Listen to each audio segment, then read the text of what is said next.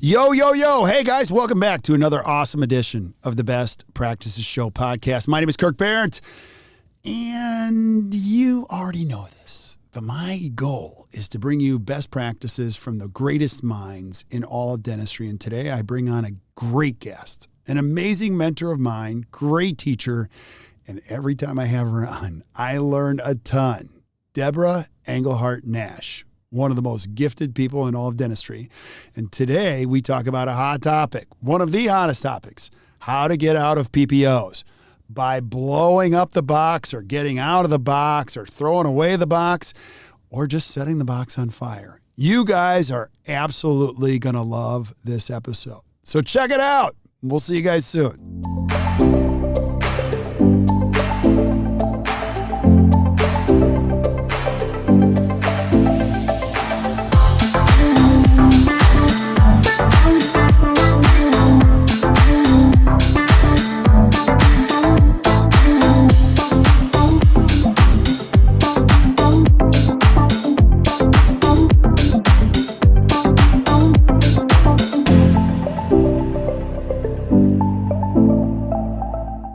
Hey guys, welcome back to the Best Practices Show podcast. And I am crazy pumped that you're here today because if you've been listening for a while or a short while or a long while, you know there's one purpose here. It's to bring in great thinkers, great speakers, great teachers to help you improve your practice in your life. And I've got one of my favorite of all time who's been a great mentor of mine and a great teacher. And she's a great teacher and mentor to a lot of people, Debra Engelhardt-Nash. Debra, thanks for being on. Hey, Kirk, great to see you. I'm so glad, so happy. You and I always have a great time together. We do. And every time you're with me, and I've had you on the podcast before, there's so many things that you do that I'm like, gosh, that's brilliant. And I was telling you before we hit the go button, like, I think you're one of the most gifted human beings in the world when it comes to verbal skills. And there are things that you say, I'm like, that is genius. So I want to encourage you guys. You got to check out what Debra does. And I'll also tell this story. When I was a relatively new coach or consultant, you and Lois, I mean, all of you were so gracious to be able to help us. And I've just always thought about you in that fashion. And as you guys will see today, Debra's just a giver of great information. And today we've talked about a lot of things that we were going to talk about. We used to talk about, let's just blow up the box. And I'm like, what the heck does that mean? She's like, people are trying to think outside the box. No, get rid of the box. Can you explain that? Tell us what that means. Well, yes. And I know you and I were speaking before, and I'm getting a lot of calls of late to help offices get away from insurance dependence, yes. Whatever that means, and I said, well, it sounds very easy, but if you're going to think about that, that's great getting out of the box, but you've got to really blow up the box and say, if we're going to change our behavior, we want to behave in an above usual and customary way. So if we don't want to do things usually and customarily, then get rid of the box that we pigeonholed dental practices in. We have to do it this way because this is how dental offices do it. Do it your way. I mean, if there is a marketing cycle and they talk about, patients expect certain things in offices, they expect a toothbrush at their hygiene appointment. They expect to be recalled. They expect cleanliness. They expect sterilization techniques, and that's expected. And then there's what we call augmented behavior. And I'll give you an example of that. So augmented behavior is, what do we do that's usual, but we do it in an unusual way. Ooh. We do it in an above performance way. So that's augmented behavior. I'll give you an example of augmented behavior. And I always say this in my program. So, patients come to the dental office. I can't believe I have to back up because I can't believe that people now on Facebook are saying we're no longer going to be offering our patients toothbrushes because it costs us too much money. It costs us $1.25 per patient to give them a toothbrush. So we're no longer giving toothbrushes. They're paying $300 for a recare and you can't give them a $1.25 toothbrush. Oh, please don't even think about toothbrush. What else could you give them? What could you put in that little bag? But let's talk about the little bag.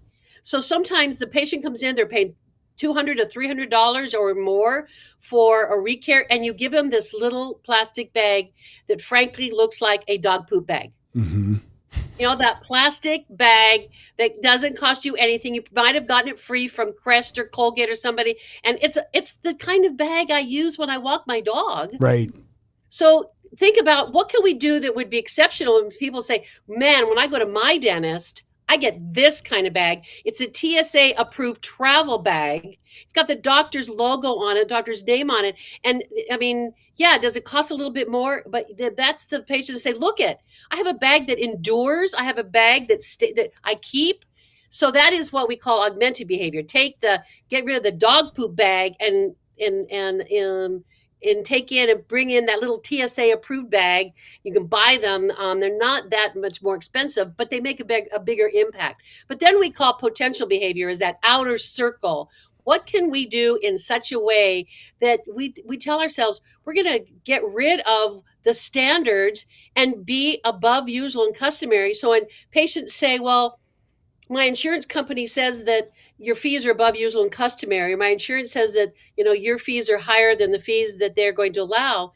And so my answer would be, I'm so glad you've given me an opportunity to address that. Because I am sure that we have demonstrated that our behavior and our abilities and our professionalism, our techniques, our materials are above usual and customary. We would never want to be considered a usual and customary. We always want to be considered above usual and customary. And some of the things that we do are not recognized by your insurance plan. Love it. But they're recognized by you, aren't they? Oh, I love it. I love it. I love it. And so you're going to be given this program at ADOM. And I want you to keep going with this because a lot of people, dentistry is an awesome profession. And you meet a lot of people just like I do that they do want to move away from PPOs. And you and I were talking about this. It's not about just writing a letter. It's not just the bag. It's that you're creating this collective experience that people are going to come to you and reach into their pocket and actually give you money. And I also want you to let them know, like, you don't live in fantasy land where everyone comes with a roll of bills wrapped in sometimes people think that, oh, you just deal with those kinds of patients. Can you give us the reality of what you do? Well, sure. And a lot of people know that I am married to a dentist who has a general practice, remember, general practice, and right. Who has spent most of his career, since the early 80s, on cosmetic and aesthetic procedures. But not every patient comes to us and say, I'm a movie star, or I'm a big executive. I'm the CFO of Bank of America. Right. I mean, we have those kinds of people, but we also have school teachers and police officers and hardworking blue collar folk and stay-at-home mothers who still want to improve themselves. And I always say, if you never tell your patients what you have to offer, they will never choose it. Wow. You don't know what they can or can't afford. You don't know. And I almost say this in a very scolding fashion. I don't have the right or responsibility to tell somebody what they can or can't afford. My responsibility is to tell them what we could do for them and let them choose that for themselves. It's brilliant. So I would say, in fact, a great analogy story. I was at a fundraiser with a woman who owned a framing store, and she said, how this links to treatment planning and treatment presentation is amazing. And then I have to go back to insurance and phone call on that. We have to spend a week on this phone call. Yeah. So have your people order pizzas. We're going to be here for a while. Oh, I love it. So she said, I have a frame that is $1,000 a square foot, costs $1,000 a square foot. And I was afraid to put it. She has a gallery, you go into a framing gallery, and they usually have examples of the frames behind them on a board, right. Velcro to a board. She said, I never wanted to put it out because I thought, oh my gosh, no one will ever accept it. And she says, woman walked into the gallery one day, and she said, the art that the woman brought in, I knew would be perfect for that frame. And I said to her, and my husband says this all the time, she said, would you allow me to show you the frame that I think would be the best for your art? Wow. And she said, I brought out that $1,000 a square foot frame. And of course, the woman said, it's perfect. It's beautiful. I want it. And I think, oh my gosh, that happens in dental offices where doctors don't bring out their $1,000 per square foot treatment plan. They say they can't afford it based on their address, based on their age, based on their attire. It's not something that they choose. So we we behave in a usual and customary way. And worst case, in offices sometimes will treatment plan based on insurance allowances, insurance maximum. What is your maximum per year? And that's what we'll do, which I have to go back to when you were talking about phone calls. And we get frustrated. And I know in the industry, and I've been in the industry, I think longer than most people have been alive. The Academy of Dental Management Consultant is celebrating their 35th year. I was a founding member. So yeah, we're gonna do like a before you quit doing all this. We're gonna have a whole series of greatest things you've ever heard, like a whole compilation album from crazy things. Yeah. So, but for so many years, we get frustrated that the patients are insurance dependent. Ladies and gentlemen, we made them that way. Because what happens when I call your office and I say, my name is Debra Nash, I'd like to make an appointment for a new patient exam, and your first question is, what insurance do you have? And now we have a 10-minute conversation about benefits and maximums and allowances and deductibles and my copay and what it will and will not cover and what we are and aren't going to do. And get that out of the box. That's that in the box thinking. So out of the box thinking that is not why I called you. Right. I called you because I want you to make a difference in my dental life. I called you because I want you to be different. Yes. That's why I'm either changing dentist or why I'm choosing you. So the question isn't what insurance do you have? The first question is, I want to make sure that we're going to schedule the appointment that's right for you. Love it. So that I can do that, may I ask you a few questions? I love it. I love it. And then the next question is, tell me what inspired you to call today. That's one of my favorite questions, and I've heard you say it. Now tell us the why behind that. There's a reason you asked that. Why do you ask that question? First of all, the reason I ask is I want to engage in relationship as quickly as possible because truly patients are choosing our treatment based on relationship. 85% of the time we spend with our patient is building relationship, is communication. 15% is spent on clinical application. I mean, I hate to inform these doctors, and I am married to a brilliant one. He cannot change a roll of toilet paper, but he is a brilliant dentist.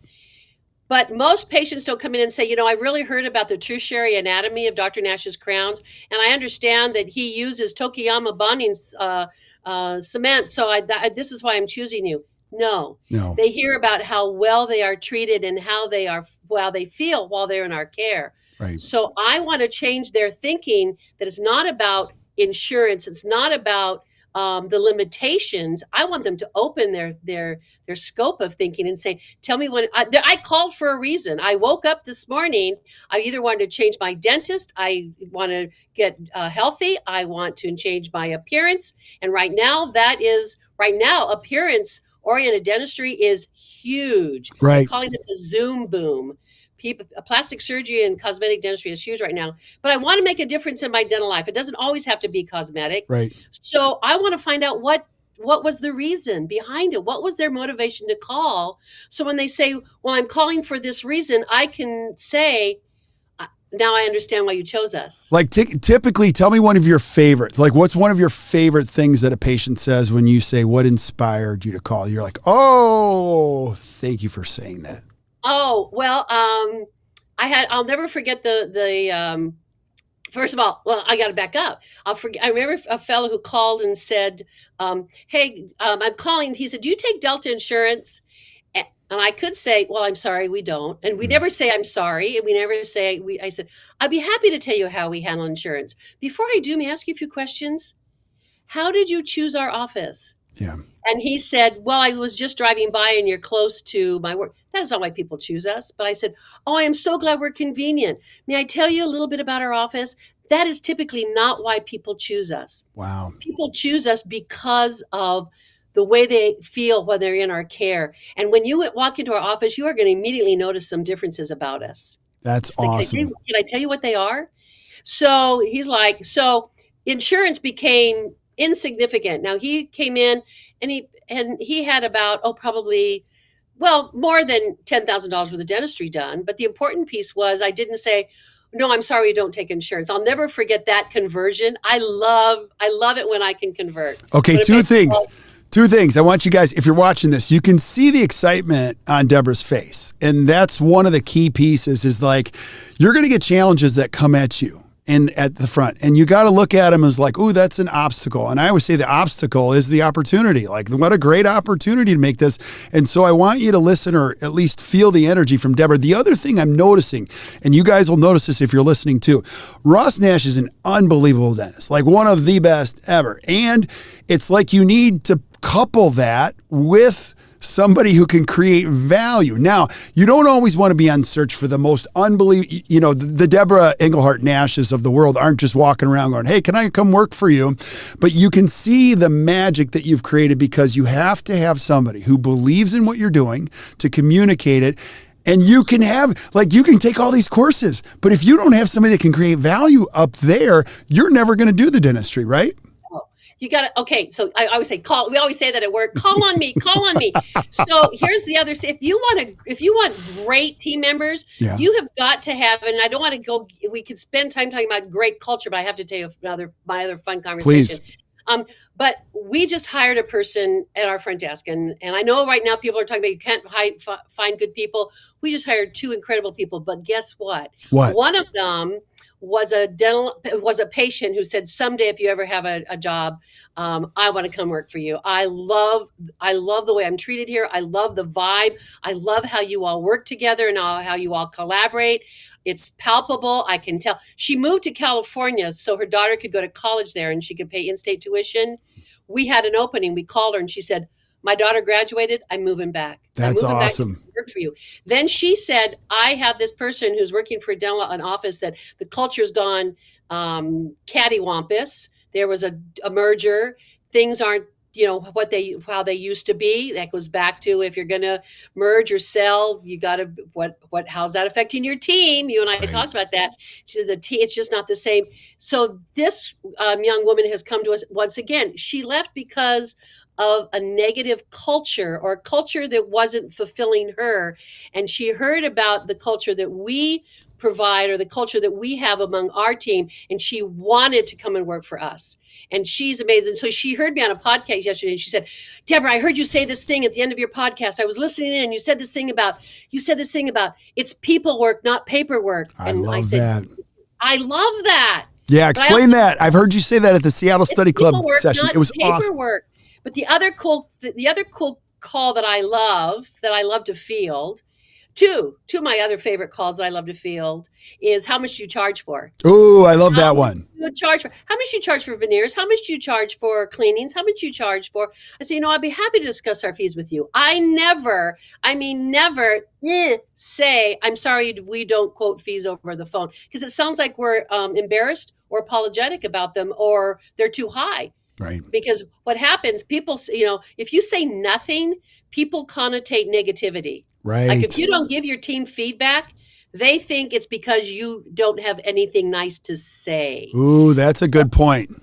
Yeah. So when we're talking about, that's a whole other podcast when we're talking about growth conferences with your team. They want to hear how well they're doing. And if they don't, it's like the spouse saying, do you still love me? Well, of course, I'm married to you, aren't I?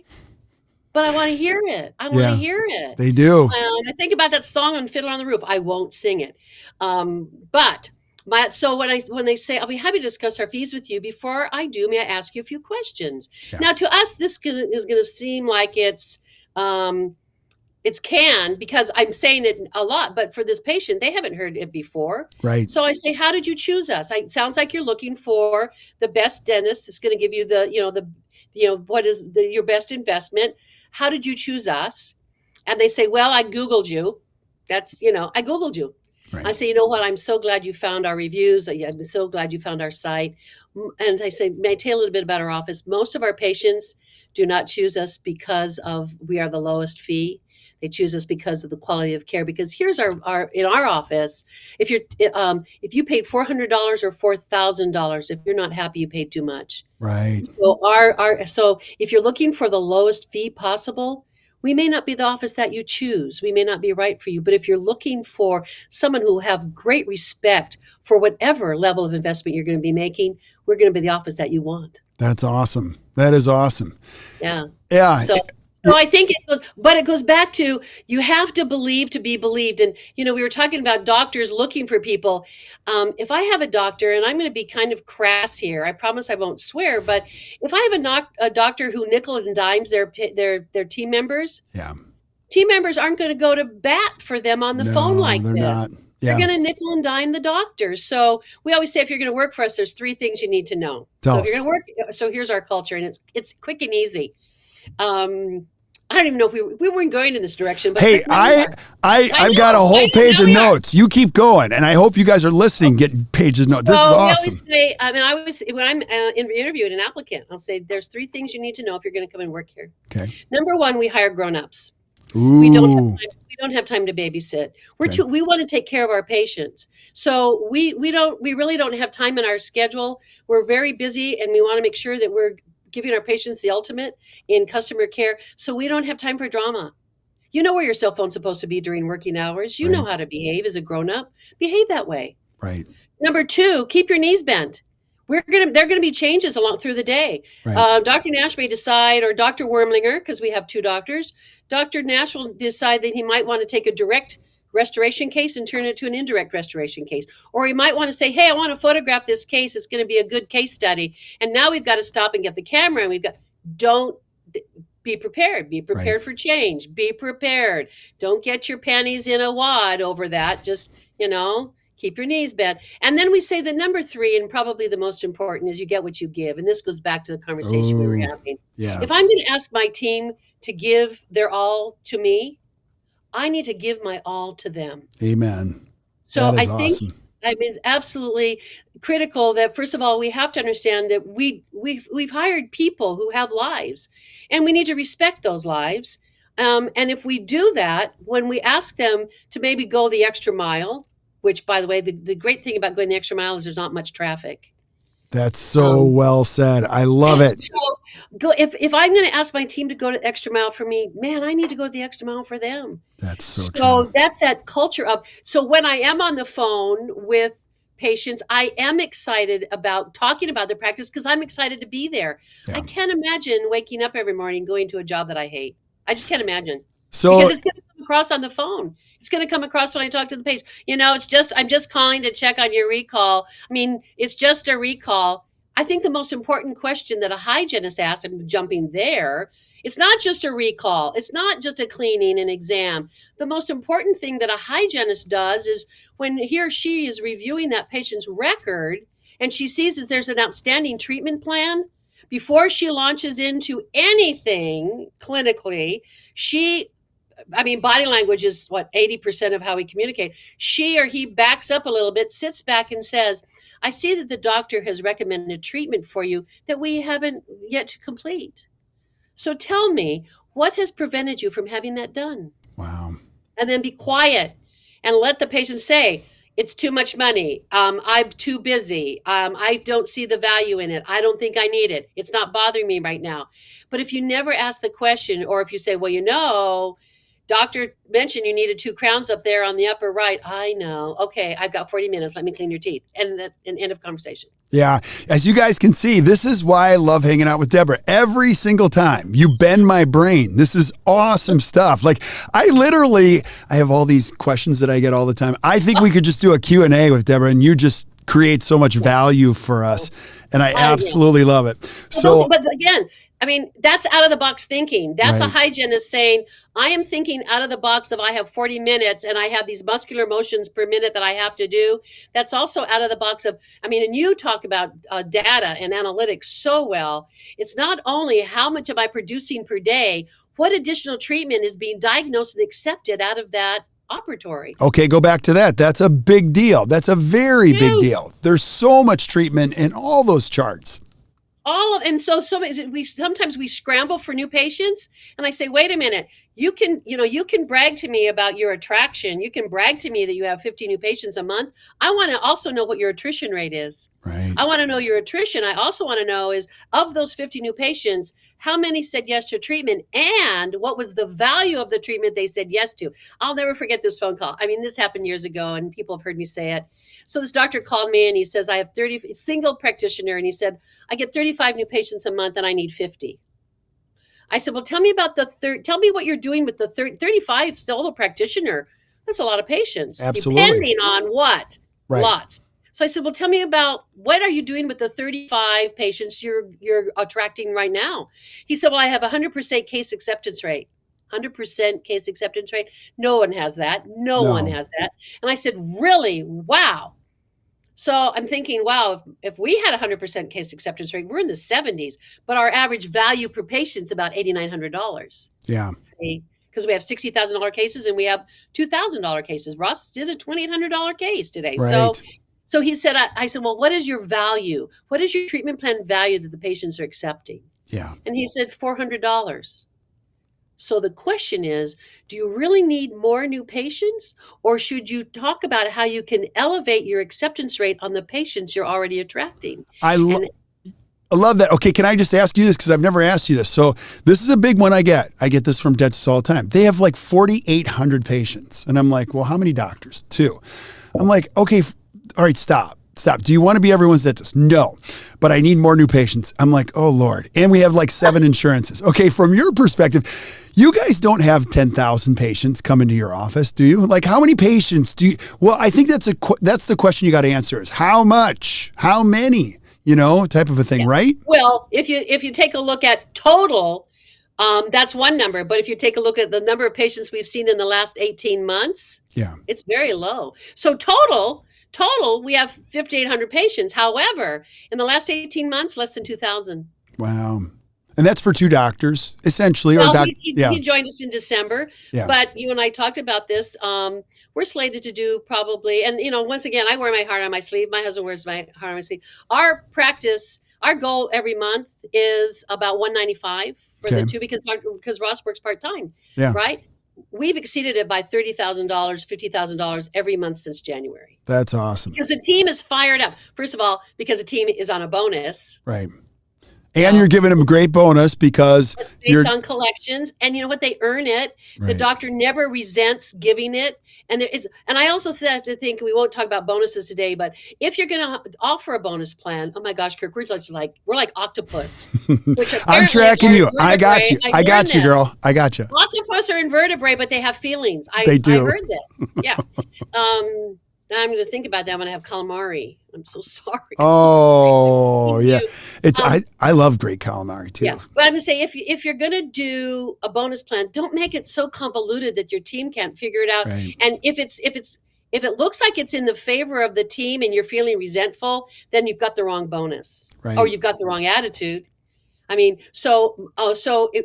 there were if there's a month, and we base it on a 3-month floating average of collections, but if there's a month that for some reason the team didn't get the bonus, Dr. Nash, Ross would be bummed. He'd say, oh my gosh, they didn't make their bonus.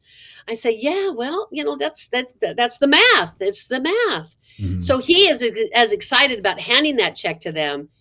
And he'll say, how much did they make? How much did they get? What was their bonus? There was a bonus. And he loves it when it exceeds $1,000 per employee per month. He loves it. That's awesome. He loves handing that to them. And here's the cool thing. The new owner, he said, I don't want to change a thing. I want to perpetuate this legacy.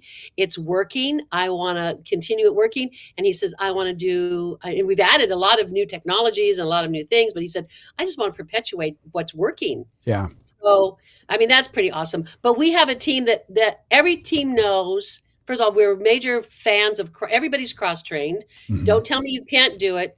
If you don't want to do something, there's 2 reasons. You don't know how, you don't know, or you don't want to. Okay, explain cross-training though, because everybody has a different definition. Oh, every single one of my team members knows how to check a person out and how to check a person in. They know how to collect money. Right. Every single one. Even your assistants know how to do that. Even the assistants, sometimes the hygienist will see. I mean, oh my gosh, it drives me cuckoo for Cocoa Puffs. So I got a patient coming out, and maybe we didn't collect the money before they went back. So we're going to collect the money as they walk out, right?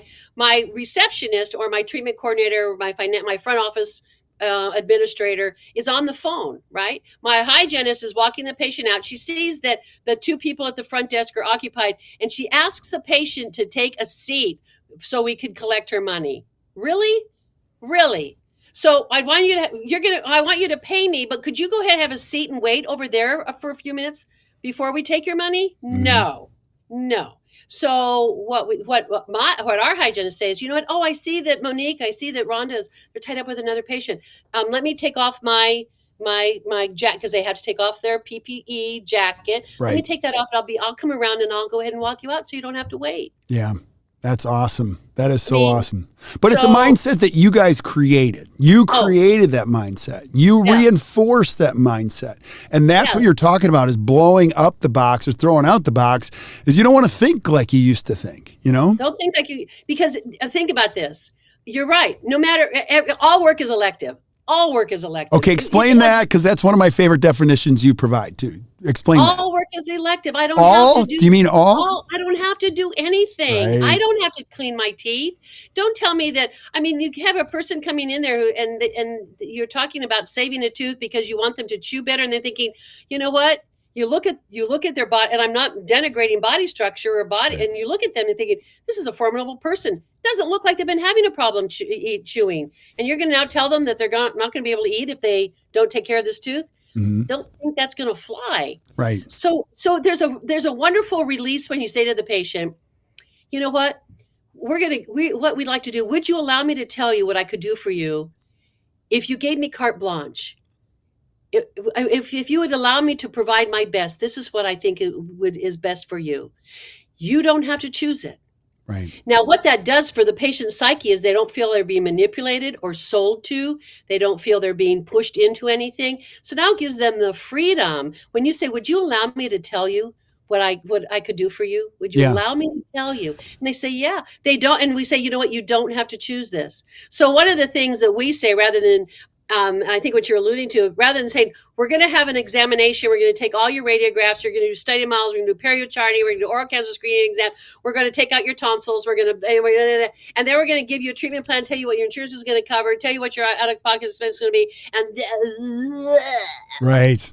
so, Yeah. out of the box thinking. Well, it also, one of the things you said is like, it also tells you it's giving you space to tell the patient what you could do best for them, and not be limited by. Stop with that whole menu. And I worked with a guy who was actually previous. He was the president of the AACD, and his receptionist would say, "Here's what's gonna happen at your first visit. All new patients get a done," and she went through the list, and then they had a 50% no-show cancellation rate for new patients. Wow. Well, that's not exciting. That's not, that's like Kraft macaroni and cheese. That's not lobster mac and cheese.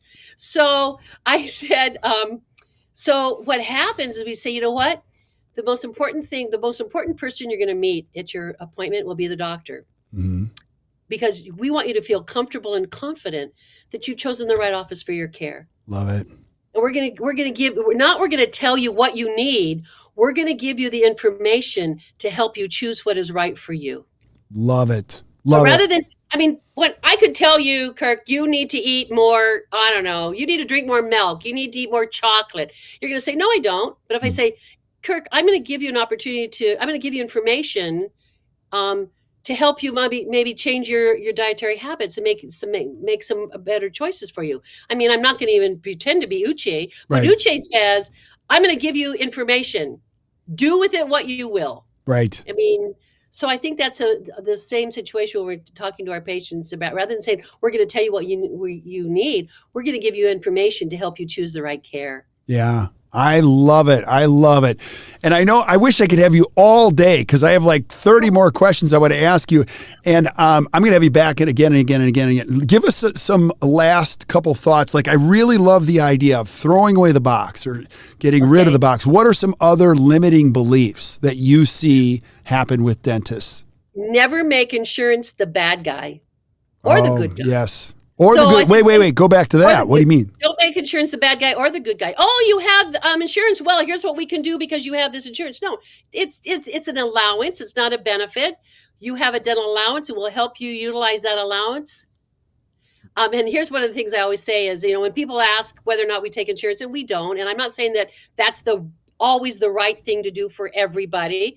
But I always say this, Dr. Nash made a decision that he would offer his patients one standard of care that would not be compromised by the exceptions, limitations, or exclusions of any plan. We will do our best to help you receive whatever allowance you have coming without compromising our standards.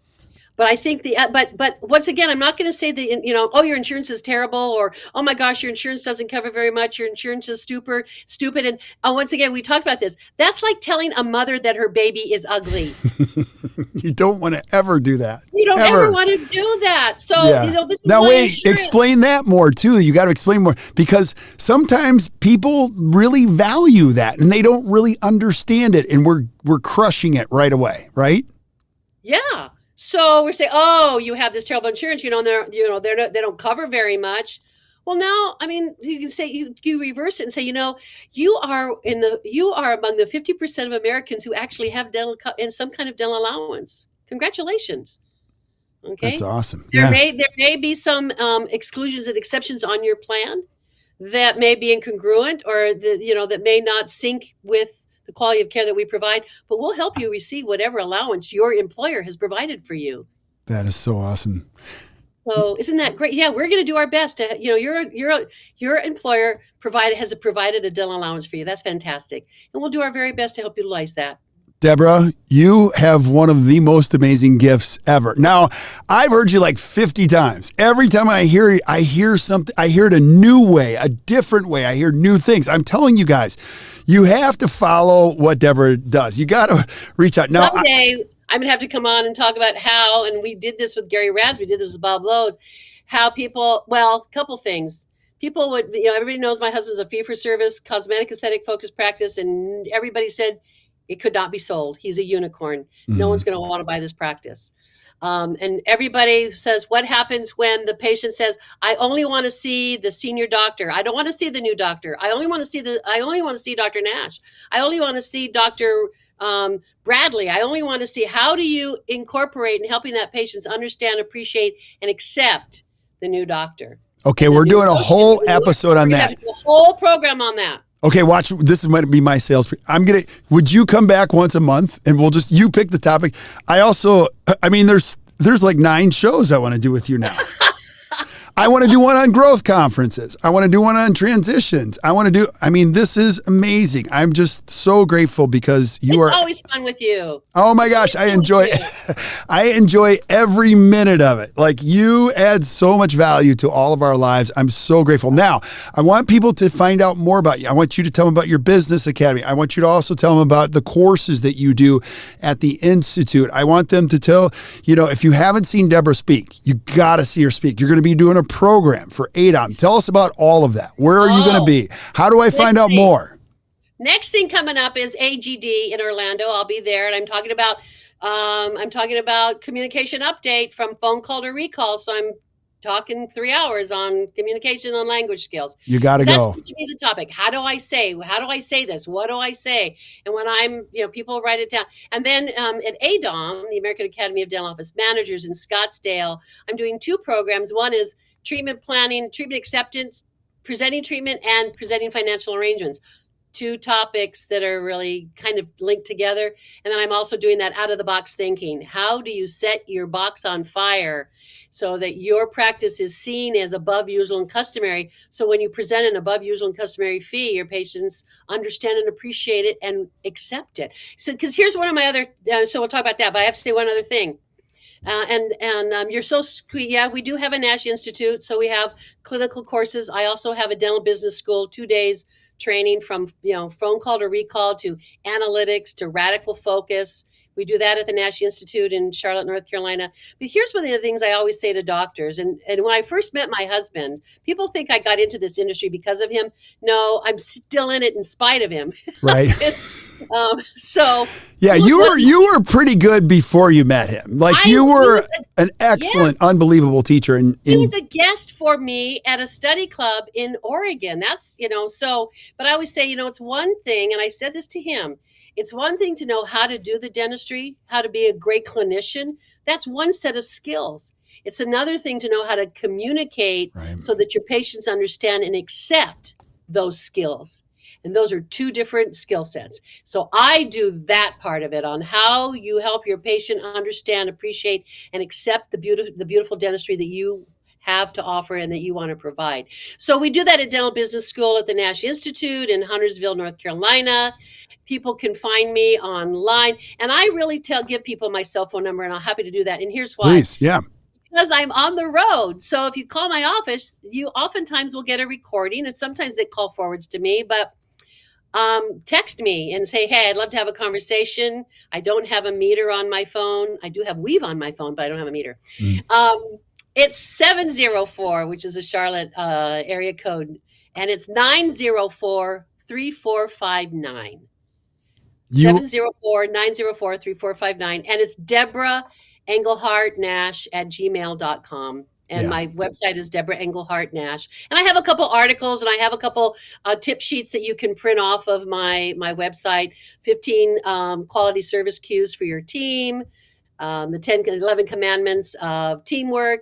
Those are all on my website. Yeah, so you guys have to check those out. So if you're not taking notes while listening to this, don't worry. We're taking them for you. Our writers will put all of these in the show notes. So if you're listening on Spotify, Stitcher, iTunes, doesn't matter. Just flip up to the show notes. You're going to see Debra's phone number will be in there. Her website will be in there. The Nash Institute, the business courses, all those links will be in there. And Debra is truly, when you say you get what you give, you are one of the greatest givers in all of dentistry. And I'm so grateful to call you my friend. And I'm telling you, like, every time I think I've heard it all, I hear something new from you. It's awesome. my reality, and again, I'll be very transparent. I've been in this industry a long time, and my friends who are non-dental, they don't get it. We have a special community, don't you think, Kirk? I agree. It's a special thing. So my friends who are non-dental, like my community services things that I do and my human trafficking stuff that I do here, they say, when are you going to retire? And I say, when I no longer love it. When I know, or when I'm no longer relevant. If you stop learning, you stop growing. Agreed. So, oh my gosh, think about the receptionist or the office manager who learned how to do dentistry using a pegboard and a appointment book, and how archaic that would be. So you and I know that we have got to continue to be relevant. We have to keep learning, have to be growing. When I'm no longer relevant, when this is no longer fun, when I no longer feel that I'm contributing to our industry and the beautiful community that we have in our profession, then I'll stop. But so far, well, let's hope that's not for a that's not for a very long time, because I need your help, and I know a lot of people listening need your help. You are amazing. So thank you so much. And stick around while I say goodbye to everybody else. But thank you guys for listening. I'm going to have Debra back over and over, whether she wants to or not. I'm going to make her come back. And we're going to cover a lot of topics. So make sure you check out all of the great things that she does. Make sure you download her stuff. It is fantastic. I download a lot of stuff. Her stuff is excellent. It's really well done, and you will appreciate it, and so will your team members. And just thank you guys for listening. If you enjoyed today, just do us a favor, hit the share button, share with your friends, keep sending us things that you guys want to see. And until we see you guys next time, keep watching or keep listening to the Best Practice Show. You guys enjoy your day.